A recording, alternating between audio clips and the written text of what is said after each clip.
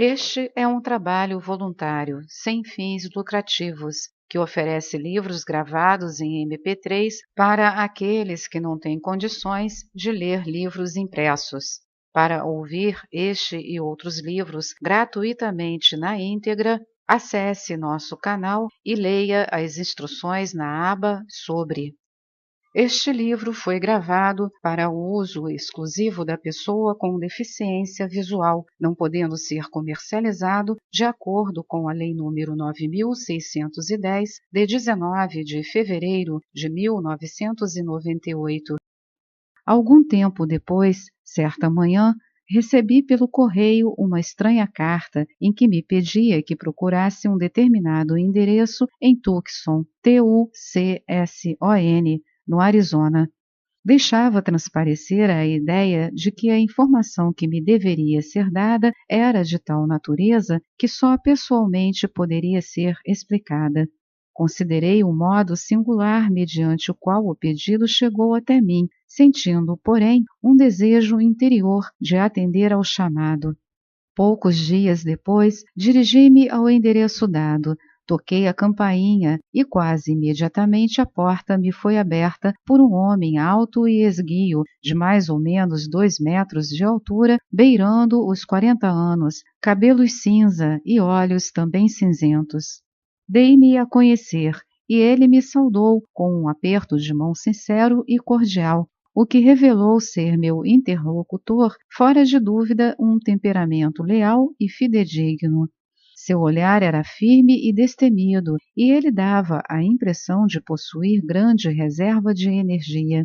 Senti que havia nele uma harmonia interior fora do comum e percebi que isso só poderia significar o início de uma profunda e grandiosa amizade. Ele também pareceu estar ciente de algo interior que fazia surgir entre nós uma atração recíproca. Pediu-me que entrasse e me sentasse. Então ele começou a dizer, abre aspas, estás aqui a meu pedido e eu me confesso extremamente grato, por mais estranho que isto vos pareça. Vosso endereço me foi dado por alguém de quem falarei mais tarde. Como explicação, devo dizer-vos que fiz algumas notáveis descobertas, cuja veracidade peço que aceiteis em confiança, até que eu vos possa levar comigo e provar-vos a sua autenticidade. Aconselharam-me a entrar diretamente em contato pessoal convosco, como sendo a única pessoa a quem deveria ser feita esta revelação, com a qual ando preocupado. Como ponto de partida, terei que me reportar a fatos que ocorreram há 20 anos. Tinha eu, nessa época, uma linda esposa. Sei agora que ela era dotada de um grande desenvolvimento interno, de que então não tinha eu percepção. Nasceu-nos um filho, a quem ambos idolatrávamos. Por 5 anos, a nossa felicidade foi completa. Subitamente, sem qualquer aviso ou razão aparente, a criança desapareceu. Procuramos incessantemente durante semanas a fio e fizemos o que era humanamente possível para encontrá-lo, mas tudo em vão. Finalmente, perdemos todas as esperanças. Minha esposa nunca se recuperou do choque e 5 meses mais tarde morreu. Nos últimos dias de sua vida, fez-me ela um estranho pedido, que seu corpo permanecesse 7 dias na sepultura depois do seu passamento, para ser em seguida cremado. Pareceu-me esquisito, porque nunca havíamos ventilado nada que dissesse respeito a esse assunto. Entretanto, aqueci aos seus desejos. Imaginai minha surpresa quando 5 dias depois do funeral recebi um chamado do zelador do cemitério para dizer-me que encontrara pela manhã a sepultura aberta, tendo o corpo desaparecido. Não foi possível descobrir-se o menor indício de qualquer coisa que se relacionasse com essa estranha ocorrência.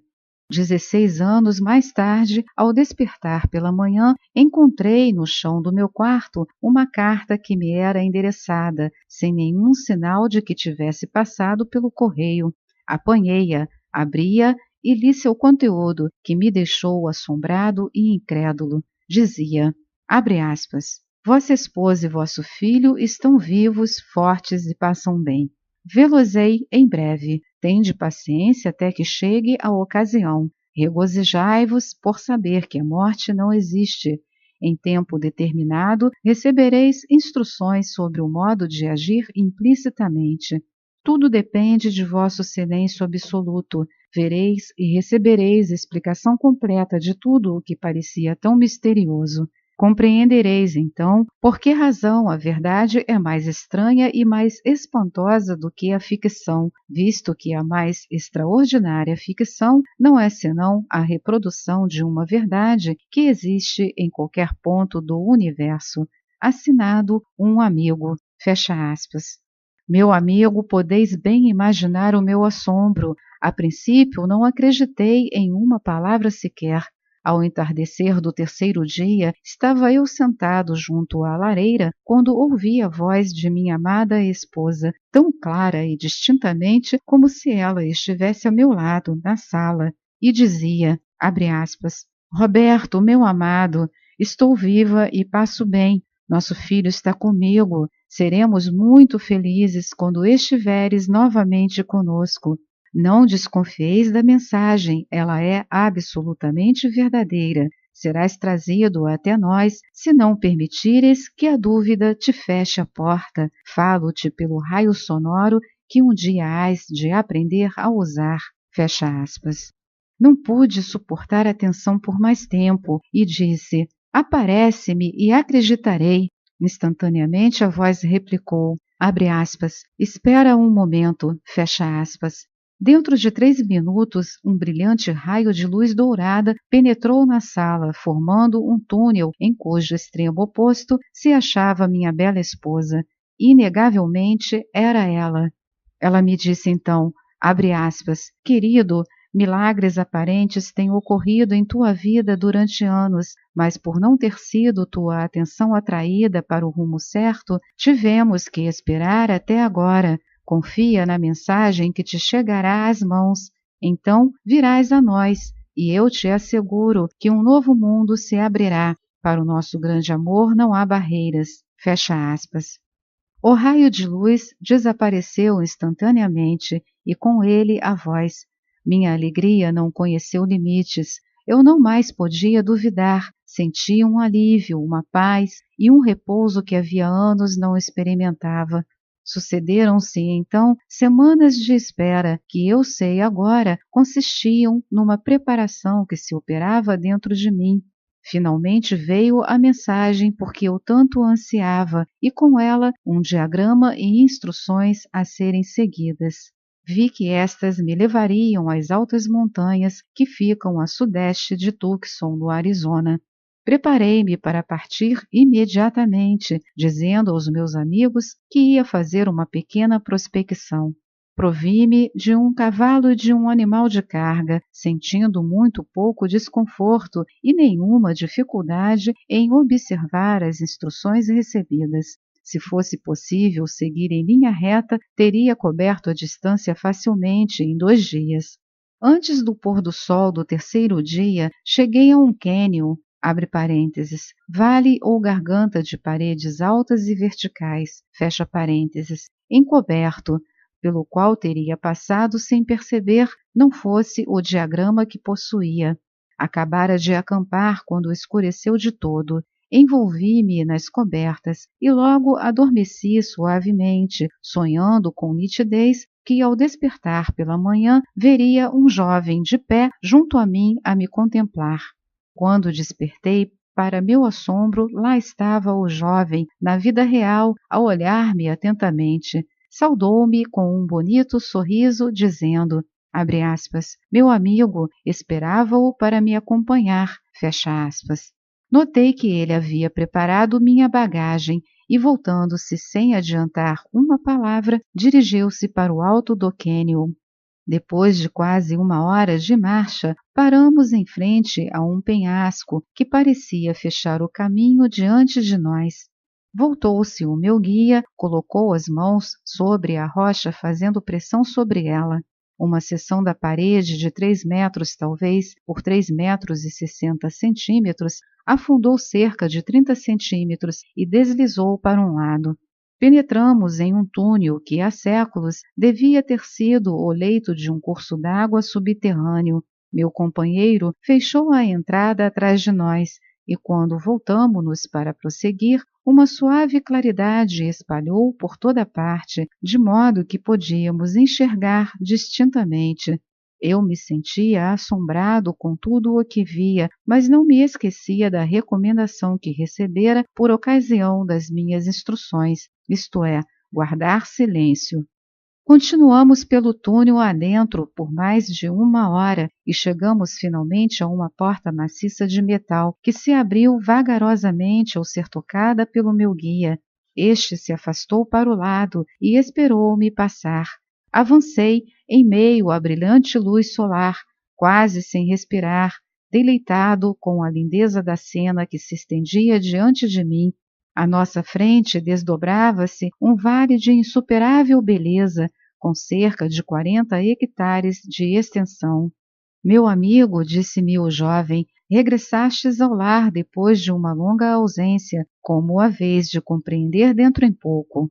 Conduziu-me, então, a um lindo edifício, próximo ao sopé de um rochedo escarpado, no extremo superior do vale. À medida que nos aproximávamos, eu distinguia grande variedade de frutas e vegetais que ali cresciam em abundância, entre as quais laranjas, tâmaras, nozes inglesas e pecães. Linda cachoeira jorrava do penhasco, formando na base uma límpida lagoa. O edifício era maciço e parecia existir ali desde séculos. Já quase o alcançávamos quando uma bela mulher de branco apareceu na entrada. Aproximamo-nos e minha querida esposa achou-se diante de nós, mais bela do que nunca. Noutra ocasião, eu a tomaria nos braços e depois de todo o sofrimento por que tinha passado naqueles anos, era quase além do que eu podia suportar. Ela virou-se, pondo o braço em redor do moço que me conduzia e disse: Roberto, este é o nosso filho. Filho? Foi tudo o que pude dizer, tão fortemente emocionado estava. Ele adiantou-se, pôs o braço em redor de nós e permanecemos os três por um momento invadidos por profundo amor e gratidão, felizes uma vez mais. De repente, lembrei-me de que eram passados 16 anos desde que ele desaparecera e que naquele momento devia ter 21. Ele respondeu o meu pensamento dizendo: Sim, pai, tenho 21 anos. Amanhã é dia do meu aniversário. Como pudeste ler meu pensamento tão prontamente? Perguntei. Oh, isto é uma coisa muito comum e fácil para nós. Será tudo muito natural e simples quando compreenderes como fazê-lo, ele replicou. Vem, continuou, deves estar com fome, arranjaremos alguma coisa para comer.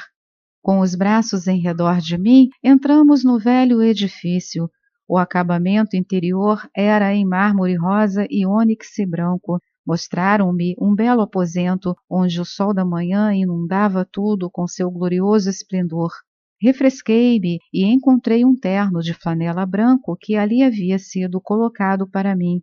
Experimentei-o e ajustava-se perfeitamente. Isto surpreendeu-me, mas lembrei-me de novo da recomendação, guardar silêncio. Fui para o pavimento inferior e apresentaram-me um cavalheiro de aparência impressionante, mais ou menos da minha altura, e que possuía olhos grandes, escuros e penetrantes. Meu filho então me disse, abre aspas, Pai, este é o nosso querido mestre Ariel. Foi ele quem salvou a minha vida e a de mamãe e aperfeiçoou-nos durante todos esses anos, até que tu estivesses preparado para te reunires a nós aqui. Foi ele quem mandou a mensagem e instruções para vires, porque chegou a hora de começares teu aperfeiçoamento definitivo. Fecha aspas. Entramos na sala de jantar, que era magnífica, e não pude deixar de expressar minha admiração.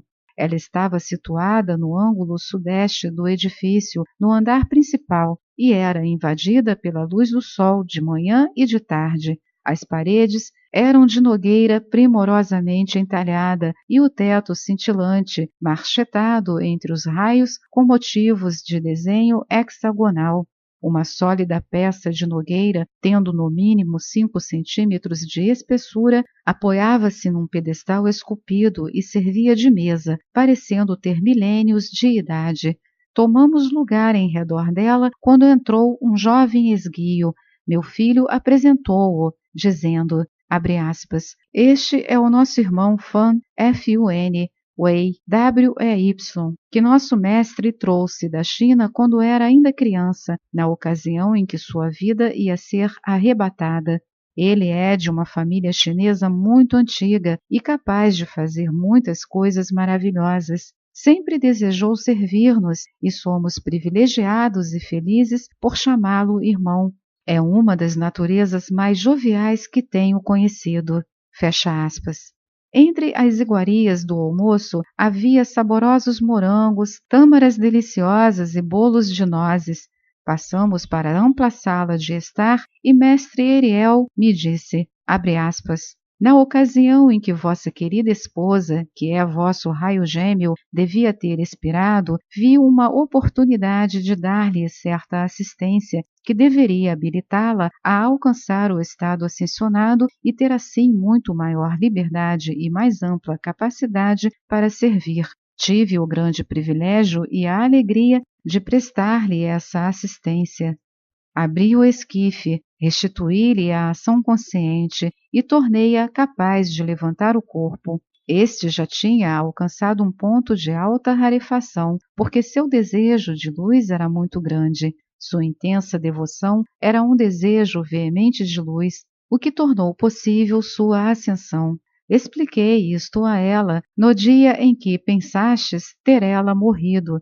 Vós três fostes meus filhos em outra encarnação há muito tempo. Então, um grande amor teve origem que perdurou através dos séculos. O profundo amor dela tornou possível a assistência e a elevação que se operou nessa ocasião. Vosso filho, que fora raptado com a intenção de prendê-lo para resgate, foi trazido para este cânion. Os dois raptores começaram a discutir e um deles planejou tirar a vida da criança. Surgi diante deles e arrebatei o menino. Eles ficaram paralisados pelo próprio terror e nunca mais se recuperaram. Ambos faleceram poucas semanas mais tarde. Se alguém deliberadamente tira a vida de um ser humano ou resolve mentalmente tirá-la, lança uma causa em movimento que seguramente lhe arrebatará a própria vida. Um sentimento ou desejo da morte de outrem fará a mesma coisa, porque ele se dirige para a pessoa visada e depois começa a viagem de retorno para quem o enviou.